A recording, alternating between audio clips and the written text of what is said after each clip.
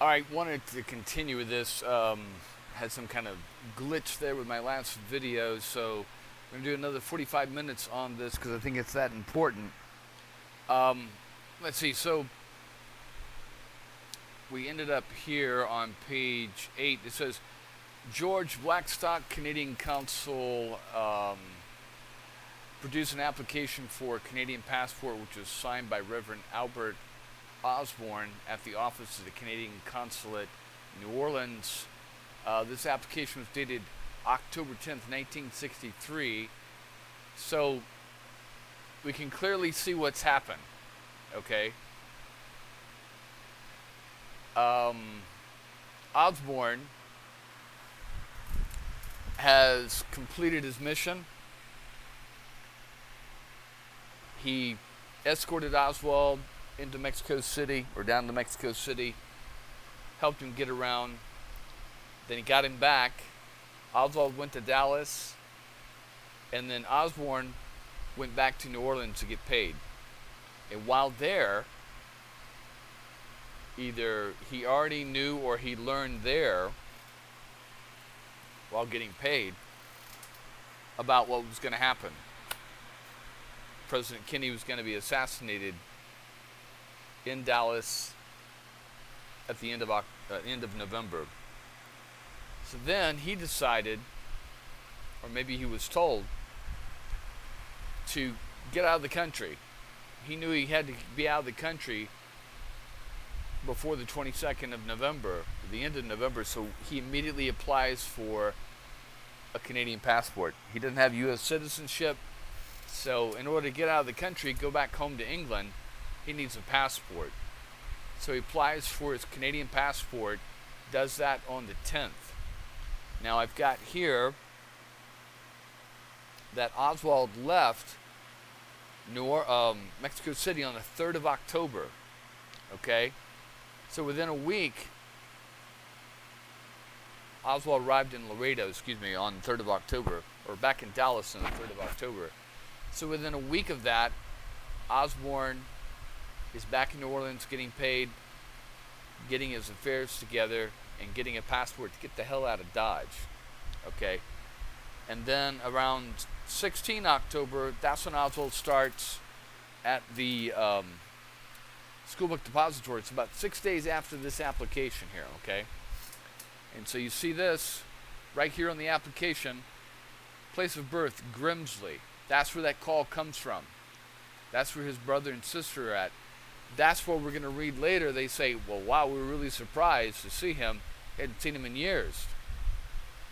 He had an old we're going to read through here. He had an old passport, and now that is expired. Now he realized, because he can get into Mexico, he can get into Canada on just an ID. Then he realizes he's got to get the hell out of Dodge so he won't be incriminated with this. It says Osborne claimed he resided. This is from the Canadian consul here. And it says Osborne claimed that he resided in Canada from August 21st, 1917 to the present time, and is a naturalized citizen of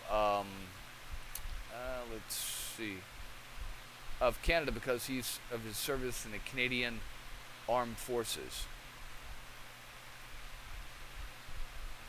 So hold on one second. Let's see. So he went to Canada in 1917, and he was born in 1887. So he was already 30 years old serving in the military. That's quite interesting. Anyway, so keep going, passport, clerk. This passport is valid until October 10th, 1968, and was delivered to Osborne personally on October 10th, 1963. At the time Osborne applied for a new passport, he exhibited his birth certificate and a record of service in the Canadian Armed Forces. In addition, he signed an affidavit claiming that no one knew him in New Orleans well enough to act as a guarantor because he was in transit. Osbourne file contained a letter from Osbourne dated October 16th, 1963, at Mexico DF, which was received in the Canadian consulate at Mexico City. So look, he goes back to Mexico City. Wow. Which was received at the Canadian consulate office there, October 18th. This letter thanked the office employees at Blackstock purchased a little present for the clerical employee. Da, da, da. So now he's trying to bribe them. Very, very, very interesting.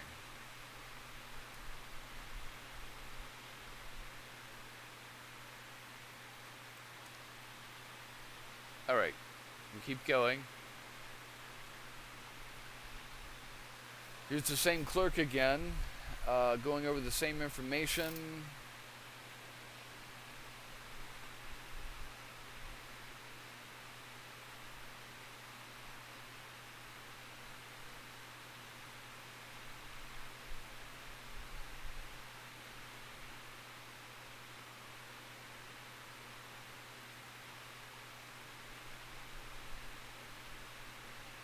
So you see here, he's told this clerk that he's traveled.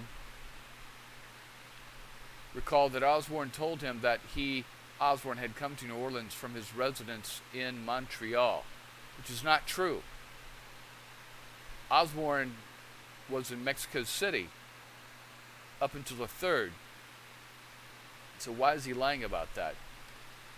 By bus, and that he was on his way back or to Mexico City by bus, and that he was making his trip as part of his vacation. Osbourne did not tell Watmoth what bus route he had taken from Montreal to New Orleans, nor did he tell him his intended route from New Orleans to Mexico.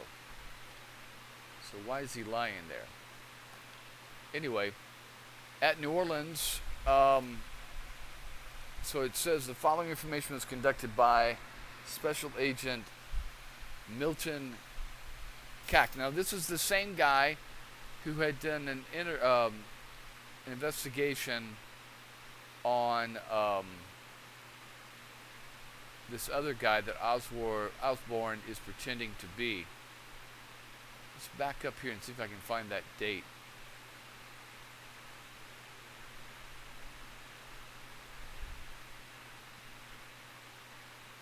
Yeah, John Howard Bowen.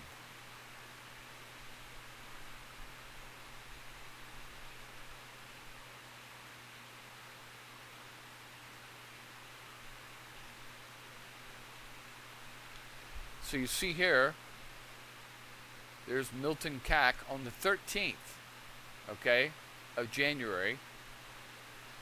He's contacting Harwood Holt at the Jung Hotel, Maxine Matthews at this Hotel New Orleans, this Reverend Chuchio, Dorothy Patterson, and then we see on the 31st, okay, 17, 18 days later, he's hitting the same people. Holt, he's talking to the Canadian consul. He's talking to the manager at the Hotel New Orleans, Chuchio, Patterson. Same thing again, but they don't recognize the name Osbourne. So apparently, Osbourne told him about this name that he was using at the Hotel Jung. All right. Wait, hold on one second. Did I miss something? No. Okay. So we keep going.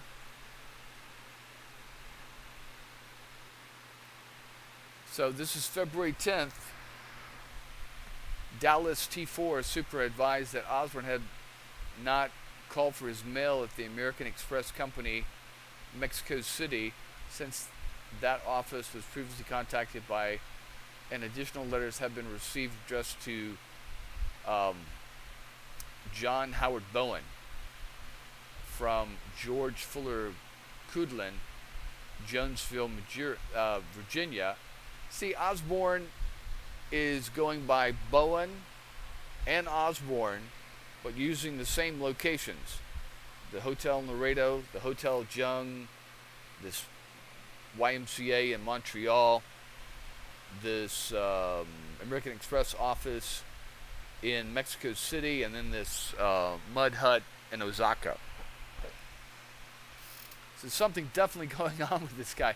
And see, I'm not an FBI agent, but even a brand new recruit right out of the academy in the FBI could smell shit going on here. I'm sure they're going back to the bosses going, wait, something's going on with this. Something's not adding up. Something's not right here. Okay? And then they start to figure out that John Howard Bowen is the same as Albert Osbourne.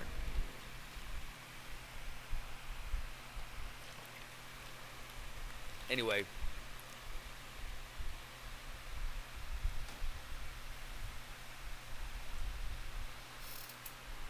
T4 reported that inquiries at Texmelucan, Mexico on February 8, 1964 revealed Osbourne had not been seen there since January 15, 1964.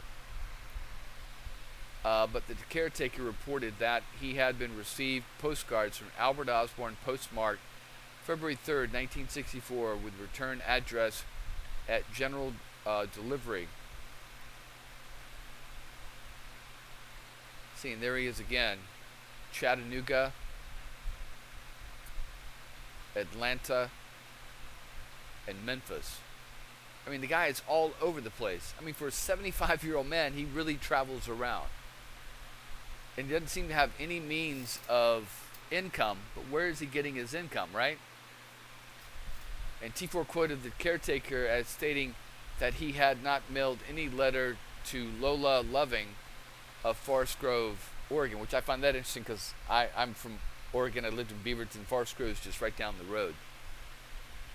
But pointed out that Osbourne may have mailed such letter before departing Texmelucan. Okay, so let's see what we have here. So we have like a circuit, okay? And it starts in Montreal, Canada. It goes from Montreal down to the Stanton, Virginia, then Knoxville, Tennessee, Atlanta, Georgia, New Orleans, Dallas, Laredo, Mexico City, and then Texmelucan, Osaka, Mexico. And you got to wonder, he doesn't seem to be doing any preaching, right? There's no reports of him preaching or missionary type of work. He's just in, he's out. He's into Mexico, he's out. He's in Canada, he's back in the U.S. He's into Mexico, he's back in the U.S. What is the purpose of all this? Of course, the FBI is not stupid, and they're thinking the same damn thing. Why is this guy going back and forth? Is he running drugs? What the hell is he doing? And again, like I said, the governments are a pretty big entity. And one agency, even a group inside an agency, is not always going to know what's going on inside that group or outside that agency. To Mexico as he was ordered to leave Mexico in 1958. So here, this is what you have here. Okay, look at this. I forgot to read you this part. So they've got someone inside Mexican immigration. T4 reported that Mexican immigration authorities, Mexico City, are interested in detaining Osbourne if he returns. Okay. To Mexico as he was ordered to leave Mexico in 1958 as an undesirable alien, and at that time exited Mexico at Laredo. On April 5th, 1958, the Mexican immigration files show John Bowen is also known as John Owen. So there you go. So that's why he uses Osbourne to get in, runs around saying he's Bowen, comes back to the United States, runs around saying he's Osbourne or Bowen. John Howard Bowen was interviewed. So now, February 11th or February 8th, they got a guy saying he's John Howard Bowen. In reality, they're interviewing Osbourne. Bowen's dead, okay? He died like a few years before. But Osbourne took on his identity. And you're going to see here, and just read carefully between the lines what he does. John Howard Bowen was interviewed February 8th, 1964, and he furnished the following information. It doesn't say... Okay, he advised he'd been in the Russellville, Alabama area, so this is some kind of agent out of like Birmingham or so. Speaking at various rural Baptist churches, and has been residing at the residence of Willie Uptain, rural route, Russellville, Alabama. He stated he intended leaving the Russellville, Alabama area February 11th en route back to Laredo by way of New Orleans. He's going again. Bowen stated, to the best of his knowledge, he was born at Chester, Pennsylvania on January 12th, 1885. Now, isn't that interesting? He's not sure of his birth date. Now, you tell me what person that you know that doesn't know their damn birth date. Because all kids want to celebrate their birth date. They want to know how old they are. All these things. Anyway, the reason he's not sure is because he's not Bowen. He's Osbourne. Anyway, but he's read over enough of his information to be able to recite it back to the FBI. And he goes on, he says his grandmother was Sarah Hall. Now I ask you, you think about it, do you know your grandmother's maiden name? Only reason I know my grandfather's maiden name, okay, on both sides, is because my grandfather, not maiden name, my grandfather's first name was the same as my dad's first name. And my mother's side, my grandfather's first name was the same as my uncle's first name. I have no idea ever what my grandmother, her first name or her even maiden name was. It was just grandma. Grandma, whatever, it's my mother's name or my father's name. Okay? So think about it. Do you know your grandmother or grandfather's first and last name? But he just recites it off right there. And he's done that because he's read up on the guy. He's studied up on the guy. Participated to a limited extent in giving his guidance and shelter during his early years of his life. His grandmother and relatives are still deceased, but he has no relatives of any kind. Now, isn't that convenient? Got no brothers. He's got no sisters, no cousins, no aunts, no uncles. Nobody. The reason he's saying this is because, oh yeah, I got an uncle, I got a cousin, and then the FBI is going to go talk to them, and they're going to say, no, that's not the guy. That's not my cousin. That's not my uncle and my nephew. So convenient that all of them are dead. Think about it with yourself right now. Your parents may be dead, but surely you have an uncle that's alive. Your grandparents may be dead, but surely you have a cousin that's alive. A brother, a stepbrother, a neighbor, a school teacher, a minister, somebody that knows you and your family, right? Everybody has that. Anyway, a guy you went to college with, high school friends. I'm still friends with tons of people on Facebook from high school 40 years ago. Anyway, Bowen attended elementary school intermittently in Philadelphia, Pennsylvania, but took correspondence courses and has completed the equivalent of about 2 years of college. He also took a correspondence course in theology. Now, isn't that convenient? He's not pinpointing a school that he went to. He's not pinpointing a college that he got a degree from, but he did correspondence, right? Isn't that convenient? He also completed correspondence in theology and completed it in about 1914. Now that's when he's like almost 30 years old. About 50 years ago, he was ordained as a minister by the Plymouth Brennan Church in Trenton, New Jersey. And about 45 years ago, he was ordained as a minister in the Northern Baptist Convention at Binghamton, New York. He's also recognized as an ordained minister in Missionary Baptist Convention and currently considers himself associated with that church body. Bowen stated he considered himself an intimate gardener and preacher. He was formerly a member of the First Baptist Church in Knoxville, Tennessee, and more recently was a member of the First Baptist Church in Laredo. Now that's exactly where Osbourne is at. Okay? Osbourne has his farm in Knoxville, and he's staying sometimes in Laredo. He has visited and worshiped at the later church intimately for the past 20 years. About 30 years ago, Bowen applied for a job as a juvenile counselor with the Tennessee Valley Authority at Knoxville, Tennessee, and recalled that he was fingerprinted on that occasion. From about 1929 to about 1934, Bowen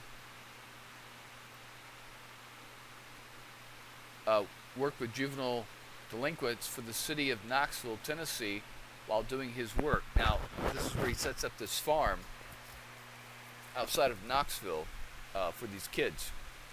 He became well acquainted with the Dr. A.D. Mueller and is now associated with the Veterans Hospital in Memphis, Tennessee, and lives at, I think he's talking about Mueller. He's also became acquainted with Mrs. Mary Elliott, who's a prominent social worker in Knoxville, Tennessee area. Bowman states that since becoming an ordained minister about 50 years ago, he has traveled extensively in the United States, particularly in the Stanton, Virginia area and in the southern part of the United States. As an itinerant Baptist minister during his past 20 years, he has also made numerous trips as an itinerant Baptist minister throughout Mexico. He stated he has never been to Canada or England or any other foreign country except in about 1939 he once visited Bermuda. On these intermittent preaching tours, he resides in the home of a host pastor and moves from place to place frequently. He considers his home to be the St. Anthony Hotel, Laredo, Texas, and he's well known there by the manager Oscar Farina. He has been residing at that hotel intermittently for the past 20 years and has made trips to Mexico for the past 20 years as an itinerant preacher. And see, that's interesting, okay? Because here it is, 1964, and Mexico City said he's been banned, or Mexico says he's been banned from Mexico since 1958. So how is he able to go into Mexico the last 6 years if he says he's been going back and forth into Mexico for the last 20 years? So very, very interesting. The way he's able to do that, he's going in as Osbourne and not as Bowen. Bowen stated he has no passport but carries identification purposes the following items: a Social Security card in the name of John Howard Bowen, a Texaco Company credit card in the name of Bowen. You notice none of those are photo ID. He could have picked that up off the dead body or the remainder of effects of Bowen as he buried him in Mexico City.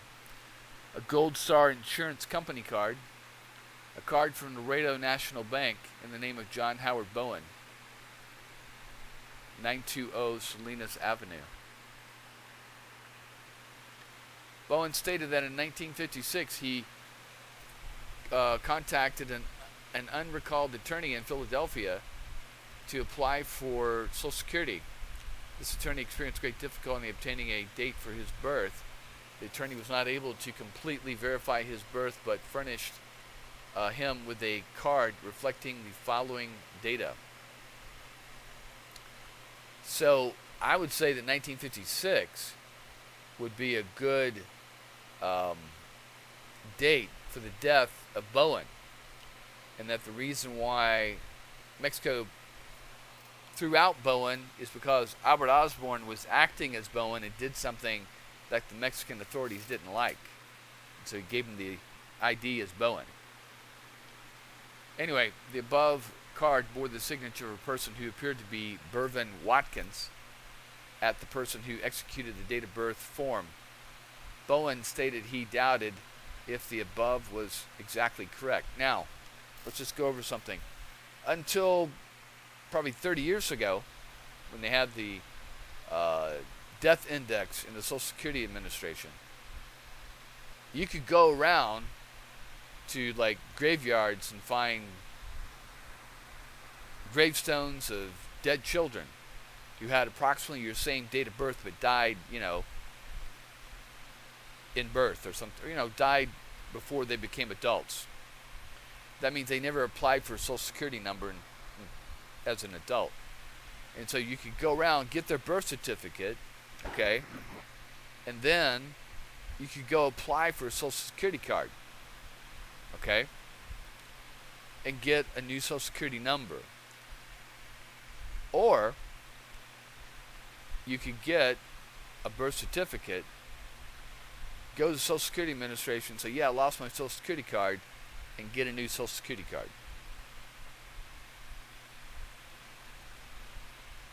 Of course, nowadays you have to present more than just birth certificate. You have to have picture ID, all these kinds of things. Bowen states that about 1958 he was residing at the Reese Hotel in Osaka, Mexico, and also residing in that same hotel was an Albert Osbourne. You see, this is the same year he gets banned. So Albert Osbourne took his identity. I'd say that's about 1958. He probably killed Osbourne, or he killed Bowen, who was retired Intrate Baptist minister from Canada. Osbourne was 70 years old of age, gray hair and balding.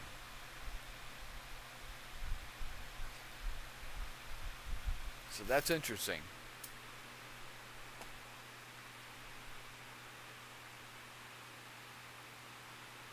All right. And another question you're going to ask yourself is, well, if an FBI agent is sitting there in front of Albert Osbourne, who's an Englishman, how come he's not detecting an accent? Well, there are plenty of people that can fake accents. When I was a kid, we liked that movie Mad Max, and so we would run around talking like we're from Australia, eh? 3 days ago, I saw a rig big enough to hold that tanker. You want to get out of here? You talk to me. So we played Mad Max. We played Mel Gibson. Anybody can fake an accent. I mean, my God, just look at The Walking Dead with the governor with this heavy southern accent. But he's actually a trained English actor. Andrew Lincoln. You hear Andrew Lincoln in an interview, he's talking like this, eh? It's like, oh, I really like this last version that we did of The Walking Dead. It was really good, eh? But then you see him in, on The Walking Dead, and it's, Carl, watch out, Carl. Come on now, let's all get down here and get those damn zombies. So anybody can fake an accent. Depends on who you're playing, I guess, Anyway. And you notice he says he has an English or Scottish accent. Bowen acknowledged that Osbourne was about his same size and age. See, the FBI is not stupid. They're catching on. And see, what you have to remember, though, is that when they interviewed Albert Osbourne, what was that, in New Orleans, or the FBI agent interviewed him in Texas, that's from one field office, some agents. these agents are interviewing him from the field office in Alabama, so they don't, okay, they didn't see the other guy, so they don't know they're dealing with someone else, the same person, okay?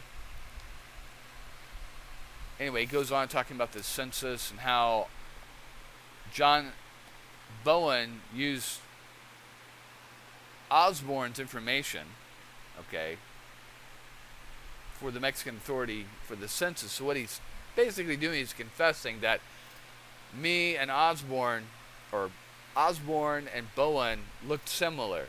So therefore he used my documents. So it's sort of a confession that, yeah, after Bowen died or after I killed him, I took his information, and now I run around acting as him in some places and acting as me in other places.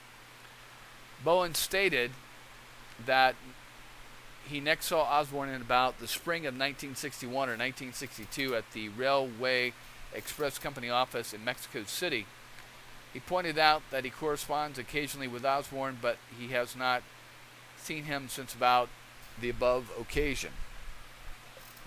He recalled having heard from friends in Mexico that Osbourne was traveling to Mexico as an itinerant Baptist minister in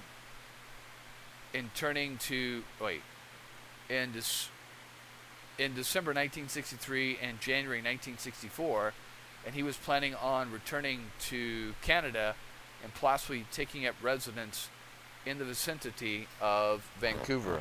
So he's putting him off way over there in Canada. Now, you see that he says that Osbourne is also a Baptist minister, okay? And he's already said, Bowen's already said that he is a Baptist minister. Anyway, Bowen observed a photograph of a man standing in front of a castle-like building holding what appeared to be a camera, and identified the person as being Albert Osbourne. Bowen explained that he has a copy of that same photograph which was sent to him by Osbourne, and it apparently is taken during a trip to England or Scotland. Bowen also observed a photograph of a man in a zippered jacket and helmet, and identified that as being a photograph of himself, which was taken about 20 years ago at Veracruz, Mexico. Bowen stated that Albert Osbourne was traveling in the same areas in Mexico as an itinerant Baptist preacher, and Osbourne had stayed at the two independent churches in Texlucan, Mexico, where the churches maintain a home or ministry. These churches also distribute food to children from destitute families. He explained that he was entirely possible person might confuse him with Osbourne. See, there you go. Because they are both itinerant Baptist preachers and are about the same size and age, and both travel extensively in Mexico. So it makes you start to wonder, was this Bowen also a freelancer for the CIA or the government? Bowen stated he was not interviewed in Mexico at the Texculcan or anywhere else by the FBI regarding Osbourne or Oswald. See, because remember, there's an earlier interview in Mexico with the Mexican federales to Osbourne. But he's saying, no, that wasn't me. That was Osbourne. Anyway, he pointed out that he came to Laredo recently, and he learned that the FBI had been making inquiries there regarding his recent trip to Mexico. Now,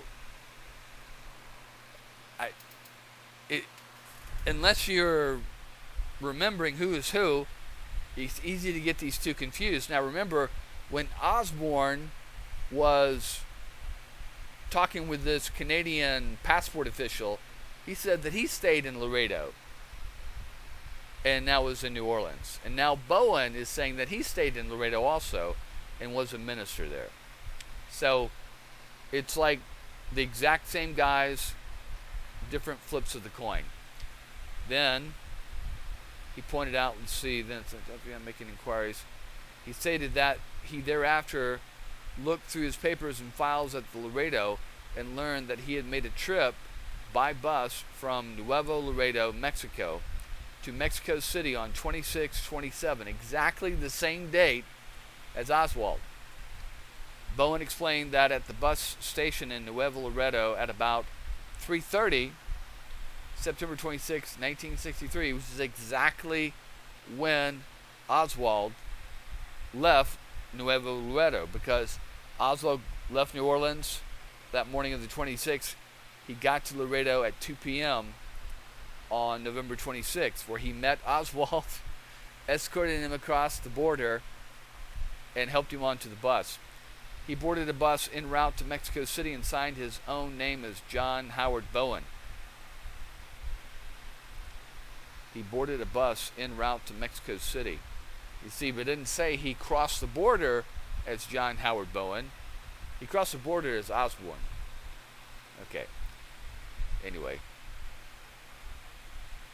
He sat in the third seat from the front on the right side, which is exactly where these Australian girls say that Osbourne sat. A young man apparently boarded the bus at the same time, sat in the adjacent seat to him. He described him as 29, white male, 150 pounds, blonde and thin, dark. That's Oswald. But Oswald's 24.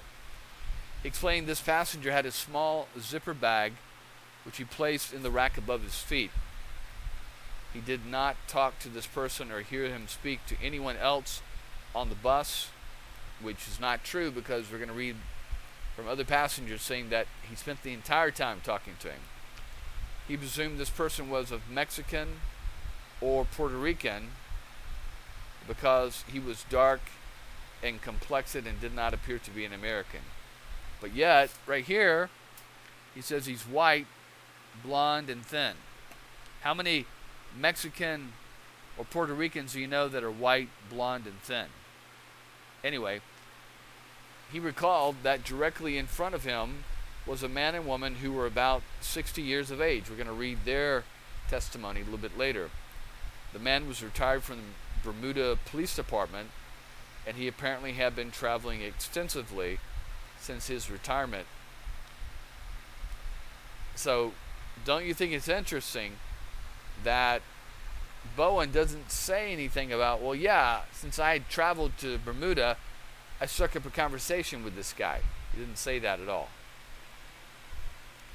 Bowen recalled that the two Mexican women and a small child occupied the seat directly behind him. He could not recall who the other passengers might have been on the bus. He did recall that the bus was fully occupied when it left Nuevo Laredo. Okay, so we got about 7 more minutes. We're just going to keep pushing through this. Bowen stated that a young man sitting next to him went to sleep shortly after getting on the bus. He did not converse with him or anyone else. At about 4:30 or 5 p.m. on September 26, it says 1964, but it's 1963. The bus stopped for a lunch stop at Sabinas del Lago, Mexico. This young man went to the restroom, ate lunch at the bus station. When he returned to the bus, he went to the rear of the bus, where he reclined on a rear seat and went to sleep. Bowen stated he did not recall seeing the above person again during the trip. See how he's distancing himself from Oswald, which goes against what everyone else says that he did. Was not seen him before or since that time. He did not know where the above person got off the bus. Bowen stated he does not recall having specifically seen a particular photograph of subject Lee Harvey Oswald, but in rather certain he had seen some newspaper photographs of him. He stated he does not feel that the above person was identical to Lee Harvey Oswald, because the same person was quite dark complexion and appeared to be a Mexican or Puerto Rican.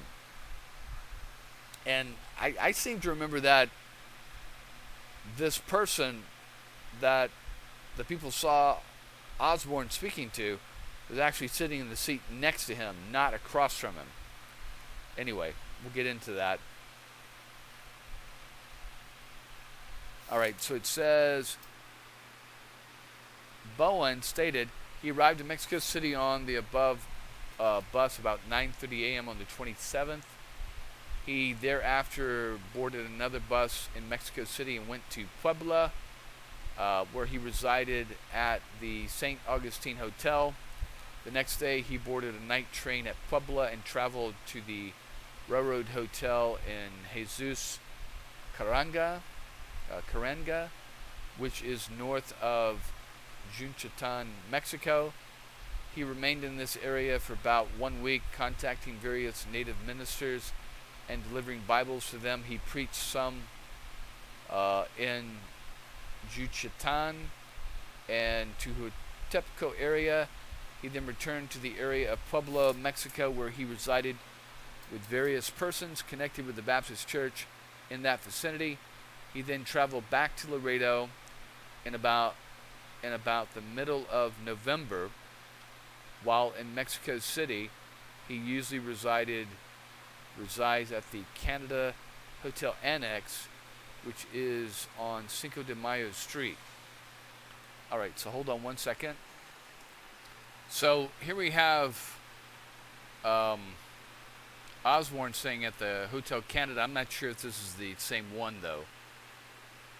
Oswald's staying up here in the poor section. There's the Cuban embassy and the Russian embassy. So I find that interesting. All right. Hold on one second. Yes, that is the correct address. It's on Cinco de Mayo. It's kind of an upscale kind of place for a minister to be staying. Anyway, all right, we'll keep going.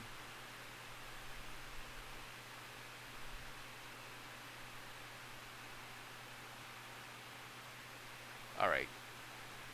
Do one more page here. All right, so it says, Bowen stated he intends to travel from Russellville, Alabama area to Laredo, Texas by way of New Orleans and expects to be at the St. Anthony Hotel, Laredo. See, Bowen is staying exactly the same places that Osbourne is staying. Well, he remained indefinitely. He stated that at Laredo, he could locate the bus ticket which would verify the date of the above-mentioned trip to Mexico City in September. He stated he will also have their correspondence from Albert Osbourne. Bowen stated he has never taught school, has never been into any foreign countries other than Mexico and Bermuda. He stated he has never written a book, knew nothing about the Lisbon earthquake of 1775. So some of these witnesses mentioned something about Osbourne, mentioning he's writing a book on the Lisbon earthquake of 1775. He could not recall seeing any American girls on instant bus and knew of no one on the bus who might have talked to the young man sitting in the seat adjacent to him. Bowen stated he definitely is not identical to Albert Osbourne, with one exception. He has never posed as Albert Osbourne. Bowen, with one exception, he has never, but he just said that he did pose as Albert Osbourne using his identification with the Mexican census. So he's lying right there. Bowen stated he would cooperate fully in this matter. He volunteered to have his photograph and fingerprints taken on this occasion. Bowen furnished the following descriptive data of himself.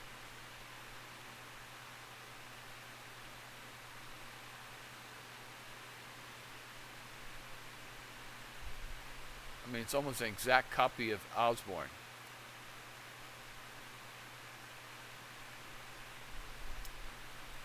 All right.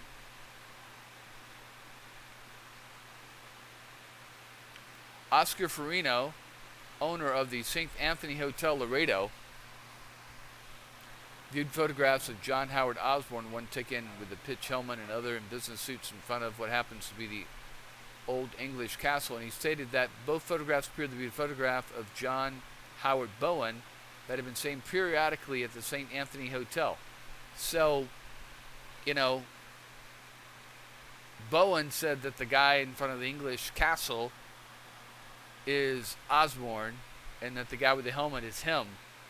But the desk clerk owner of the St. Anthony Hotel says it's both Bowen. Farino stated that Bowen usually stayed at the St. Anthony when he is passing through Laredo, Texas, en route to Mexico. Farino stated that when Bowen is not at the St. Anthony, Farino holds Bowen's mail until he receives instructions from Bowen, or to send the mail until Bowen returns.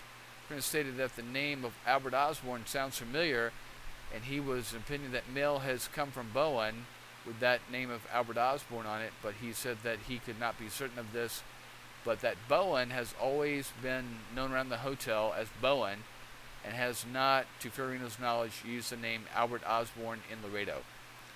So at this place, he's using the name Bowen and not Osbourne. But Osbourne is saying that he stays there, okay, using the name of Osbourne. So they're going to catch him. So this is getting the FBI pretty rankled. This guy's playing a little switcheroony on him. They're going to catch him. This is why they stay on him. John Howard Bowen was interviewed at the see, here he is. This is by the Texas field office of the FBI.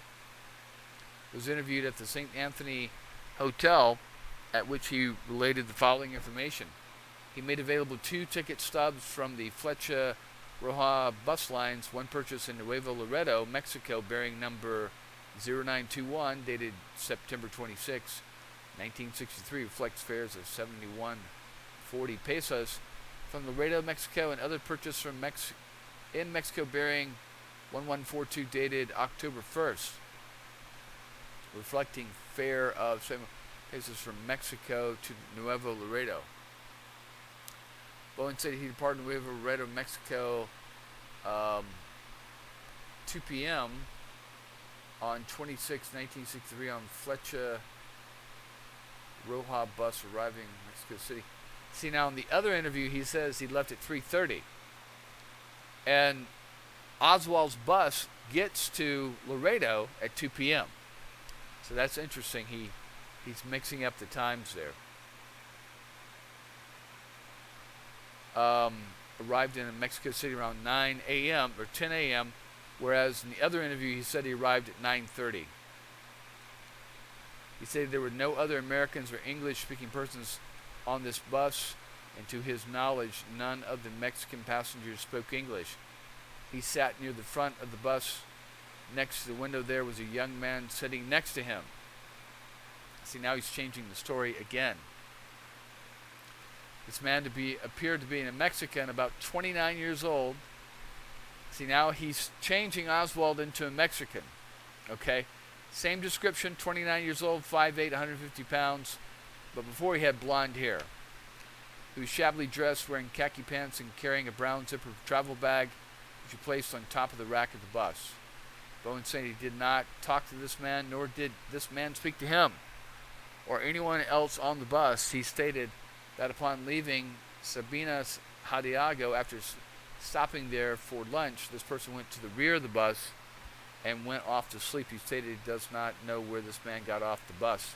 A photograph of Leon Reales was exhibited to Bowen, and after viewing it carefully, stated he could not identify this photograph as being identical to the man who sat next to him on the Flecha Rojas bus, September 26, 1963. He viewed the photograph of Oswald again and stated that he had never seen the person at any time. All right.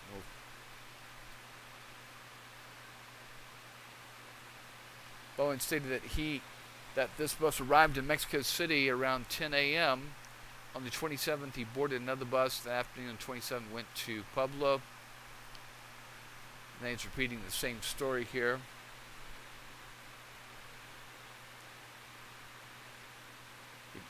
When queried about his activities since September 1st, he became indignant, and wanted to know why the FBI was interested in his itinerary, adding that this was a free country and he could travel wherever he pleased.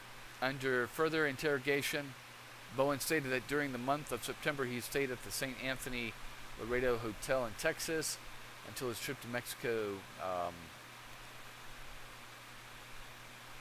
After returning from Mexico on October 2nd, he remained in Laredo at the St. Anthony Hotel until the later trip. He added that the records at the St. Anthony would reflect this, that he stayed there in September and October as much as the owner of the hotel's money from the typewriter owed him money from a typewriter that was stolen from his room and did not charge him for use of the room, and therefore did not sign his name on the hotel register. Interesting. Referring to the lengthy trip he took to the United States in the latter part of October, November, and most of December, he stated that he first went to Houston, where he stayed 2 nights at the Spur Hotel in the Greyhound station, having left Laredo in mid-October. From Houston, he went to Memphis to see the Dr. A.D. Mullah. However, did not see him as he arrived there at night. He stayed in Memphis 2 nights at the Williams Lynn Hotel. From there, he went to Charlotte, North Carolina, where he stayed at the YMCA, and then went on to Columbia, South Carolina, and back to Laredo, Texas, just before Christmas. After Christmas, he went on another trip and visited Houston, Texas, Lake Charles, Baton Rouge. See, where's he making his money? And returned to Laredo. He added that this occurred in January, and in February, he made a trip to Birmingham, Alabama. Wow.